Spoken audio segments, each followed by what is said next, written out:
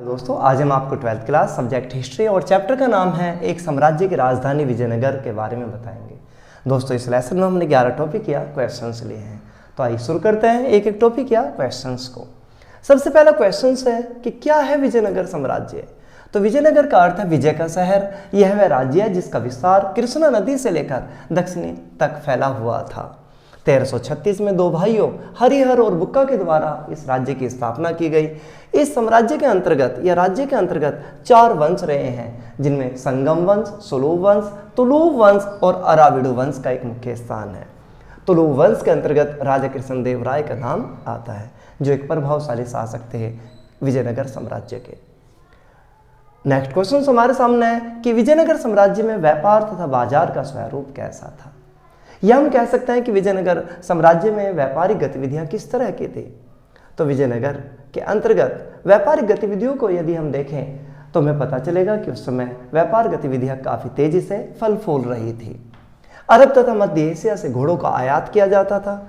कुदरई चट्टी घोड़ों के व्यापारी या स्थानीय व्यापारियों का नाम था, जिनके द्वारा स्थानीय व्यापार को गतिशीलता दी जाती थी। शासक वर्ग के द्वारा बंदरगाहों के निर्माण पर, उनके मरम्मत पर, सड़क मार्गों की चौकसी वगैरह पर ध्यान दिया जाता था। इसके साथ ही विजयनगर साम्राज्य मसालों के लिए, वस्त्रों के लिए, रत्नों के लिए प्रसिद्ध था, जिनकी मध्य एशियाई देशों में काफ़ी मांग थी। तो दोस्तों हम कह सकते हैं कि व्यापारिक गतिविधियां विजयनगर साम्राज्य में तेजी से फल फूल रही थी। नेक्स्ट, नायक तथा अमर नायक। विजयनगर साम्राज्य में नायक का अर्थ है सेना प्रमुख और अमर नायक सैनिक कमांडरों को हम जानते हैं। नायक किलों पर ये नियंत्रण रखते थे, उपजाऊ भूमि की तलाश में भ्रमणशील रहते थे, एक स्थान से दूसरे स्थान पर। कई बार किसान भी इनका साथ देते थे। तेलुगु और कन्नड़ भाषा इनके द्वारा बोली जाती थी। नायक आमतौर पर सम्राट को सपोर्ट करते थे, लेकिन कई बार सम्राट के खिलाफ नायकों द्वारा विद्रोह भी किया गया। नेक्स्ट, अमर नायक। अमर नायक राय। विजयनगर के शासकों को राय के नाम से जाना जाता है। राय द्वारा प्रशासन के लिए अमर नायकों को राज्य क्षेत्र दे दिए जाते थे, जिनके माध्यम से अमर नायक भू राजस्व की वसूली करते थे, करों को वसूलते थे। इसके अलावा समय समय पर शासक वर्ग को सैनिक मदद देने का, प्रदान करने का काम करते थे। साथ ही अलग अलग अवसरों पर सम्राट वर्ग से भेंट करते थे और उन्हें उपहार प्रदान करते थे। हम कह सकते हैं कि अमर नायक पद्धति का स्वरूप कुछ हद तक दिल्ली सल्तनत की इक्ता पद्धति से मिलता जुलता सिस्टम है, व्यवस्था है। नेक्स्ट, विजयनगर में जल प्रबंधन का स्वरूप। विजयनगर साम्राज्य वह राज्य जहां जो शुष्क क्षेत्रों में से था। पानी की यहाँ शॉर्टेज थी। तुंगभद्रा नदी उत्तर पूर्व में बहती थी। इन हालातों में विजयनगर के शासकों ने पानी की कमी को दूर करने के लिए जल प्रबंधन का एक बेहतर तरीका अपनाया। इसके लिए उन्होंने नदी की धाराओं के साथ बांध बनाए और हौजों का निर्माण किया, जिनके माध्यम से नहरों आदि को बनाया गया।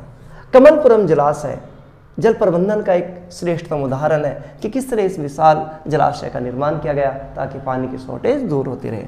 इसी तरह हिरिया नहर का निर्माण किया गया। हम कह सकते हैं कि विजयनगर में जल प्रबंधन पद्धति का बेहतर उपयोग हमें नहरों के माध्यम से देखने को मिलता है, जो कृषि क्षेत्र में पानी उपलब्ध कराने के साथ साथ शहरी क्षेत्र राज्य के केंद्र में भी पीने के लिए लोगों को पानी उपलब्ध कराती थी।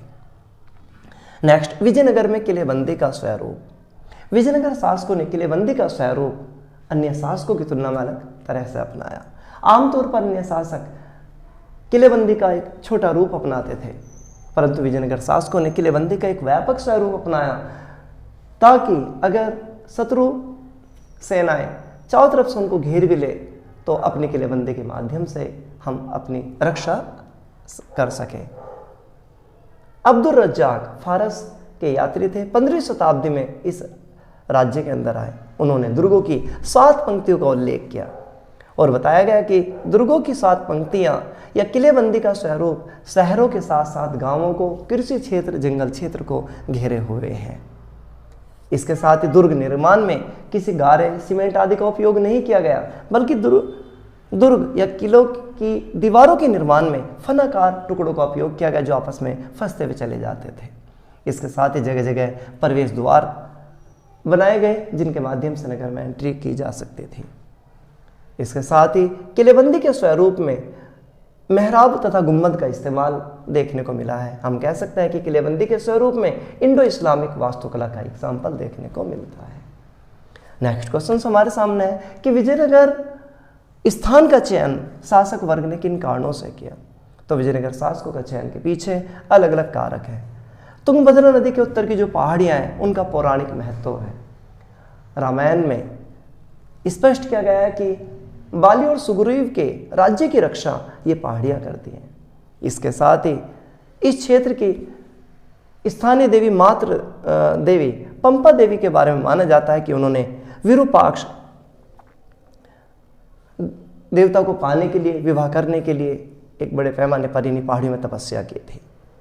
तो हम कह सकते हैं कि विजयनगर का चयन तुंगभद्रा नदी के उत्तर की पहाड़ियों के पौराणिक महत्व के लिए, इसके साथ ही विरूपाक्ष तथा स्थानीय मातृ देवी पंपा देवी के मंदिरों का इस क्षेत्र में मौजूद होना, साथ ही चालुक्य, होयसाल तथा चोल वंश के शासकों द्वारा इस क्षेत्र में मंदिर निर्माण करना, इस क्षेत्र का सामाजिक आर्थिक महत्व होने के कारण विजयनगर का चयन किया गया और इस क्षेत्र में विजयनगर राज्य को बसाया गया।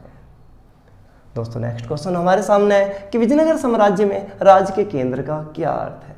तो राज्य के केंद्र से हमारा अभिप्राय उस केंद्र से है जहां अलग अलग विशालकाय आकर्षक रूप में संरचनाएं मिली हैं। बस्ती के दक्षिण पश्चिम भाग में 60 से अधिक मंदिरों की संरचना और 30 से अधिक महल मिले हैं। राज्य के केंद्र के अंतर्गत हम कुछ पॉइंट्स को लेकर चलते हैं, जैसे राजा का भवन, लोटस कमल या लोटस महल और हजार राम मंदिर। राजा का भवन जो संरचना है वह 2 संरचनाओं से मिलकर बनी है, सभा मंडप तथा महानवमी डब्बा। सभा मंडप और महानवमी डब्बा पूरा क्षेत्र ऊंची दोहरी दीवार से घिरा था, बीच में गली थी। सभा मंडप एक ऊंचा मंच था, जाने के लिए सीढ़ियां बनी हुई थी। माना जाता है कि ये 2 मंजिला स्वरूप में बना हुआ था। इसके साथ ही महानवमी डब्बा एक विशालकाय मंच था जिसका नीचे का आधार 11,000 वर्ग फीट और ऊपर तक पहुंचते पहुंचते 40 फीट की ऊंचाई तक रह गया था।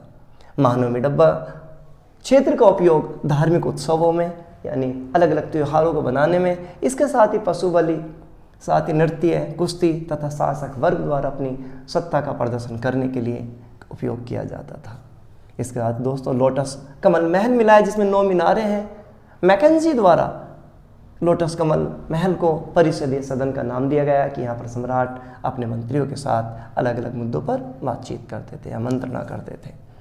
इसके साथ ही हजार राम मंदिर जिसकी आंतरिक दीवारों पर रामायण के चित्र है, माना जाता है इसका उपयोग राज परिवार द्वारा अपने उपयोग के लिए किया जाता था। तो दोस्तों हमने पढ़ा राज्य के केंद्र का स्वरूप। नेक्स्ट विट्ठल और विरूपाक्ष मंदिर। विजयनगर साम्राज्य के अंतर्गत विट्ठल और विरूपाक्ष मंदिर का एक मुख्य स्थान है। विरूपाक्ष मंदिर कई शताब्दियों में बना। कृष्णदेव राय द्वारा मंडप का निर्माण किया गया इस क्षेत्र में। इसके साथ ही पूर्वी गोपुरम का निर्माण किया गया। विट्ठल विष्णु के अवतार के रूप में इस क्षेत्र में सभागार, रथ मंदिर और रथ गलियां देखने को मिली हैं, जो वास्तुकला की दृष्टि से एक अद्भुत उदाहरण है। दोस्तों नेक्स्ट क्वेश्चन हमारे सामने है कि विजयनगर साम्राज्य की जानकारी के कौन कौन से स्रोत हैं। तो विजयनगर साम्राज्य की जानकारी के अलग अलग स्रोत हमारे सामने हैं, जैसे जिसमें अलग अलग विद्वानों का योगदान रहा। जैसे कि आपको बताया अब्दुल रज्जाक के ग्रंथ के माध्यम से भी हमें इस साम्राज्य के बारे में जानकारी मिलती है। बाबर द्वारा अपनी आत्मकथा बाबरनामा में भी विजयनगर साम्राज्य के बारे में बताया गया है। इसके साथ ही कॉलिन मैकेंजी द्वारा 1880 में सर्वेक्षण मानचित्र का निर्माण किया गया और इस क्षेत्र को खोजने की कोशिशें की गई। इसके साथ ही जॉन एम फ्रिटज, जॉर्ज मिशेल और MS नागराज राव का विजयनगर साम्राज्य की खोज में एक बड़ा रोल रहा। विजयनगर साम्राज्य की जानकारी के अलग अलग स्रोत हमारे सामने हैं, जैसे कि मानचित्र निर्माण के अंतर्गत विजयनगर क्षेत्र को 25 वर्गाकार क्षेत्रों में बांटा गया और सभी को अंग्रेजी भाषा के अल्फाबेट के अनुसार एक एक नाम दिया गया। आगे चलकर उसको अलग क्षेत्र में बांटा गया ताकि इस क्षेत्र के बारे में संपूर्ण जानकारी प्राप्त की जाए। इसके साथ ही साहित्य के माध्यम से विजयनगर साम्राज्य की जानकारी मिलती है। साथ ही अलग अलग अवशेष, स्थापत्य से संबंधित अलग अलग अवशेष भी विजयनगर साम्राज्य के बारे में जानकारी देते हैं, जिसमें मंदिर, मूर्तियाँ, किलेबंदी के अवशेष, खंडर तथा अन्य अवशेष मौजूद हैं। नेक्स्ट क्वेश्चन, तालीकोटा राक्षसी तागंडी का युद्ध क्या है। तो तालीकोटा राक्षसी तागंडी का युद्ध 1565 में विजयनगर की सेनाओं तथा अहमदनगर, बीजापुर, गोलकुंडा की सेनाओं के बीच में हुआ, जिसमें विजयनगर साम्राज्य की हार हुई। इसके साथ विजयनगर साम्राज्य समाप्त हुआ। नेक्स्ट दोस्तों क्वेश्चन हमारे सामने कि मंदिर से संबंधित विभिन्न संरचनाएं, जैसे गर्भगृह, मंदिर का वह स्थान, आंतरिक स्थान जहाँ मूर्तियों का स्वरूप होता है, उसे हम गर्भगृह के नाम से जानते हैं। शिखर, मंदिर के ऊपर त्रिभुजाकार आकृति यानी संरचना जो बनाई जाए उसे हम शिखर के नाम से जानते हैं। गोपुरम, मंदिरों के आकर्षक प्रवेश द्वारों को गोपुरम के नाम से जानते हैं। दक्षिणी भारतीय मंदिरों में आमतौर पर गोपुरम का निर्माण एक बड़े पैमाने पर हुआ है। तो दोस्तों एक साम्राज्य की राजधानी विजयनगर चैप्टर आपको समझ में आया होगा। धन्यवाद, शुक्रिया।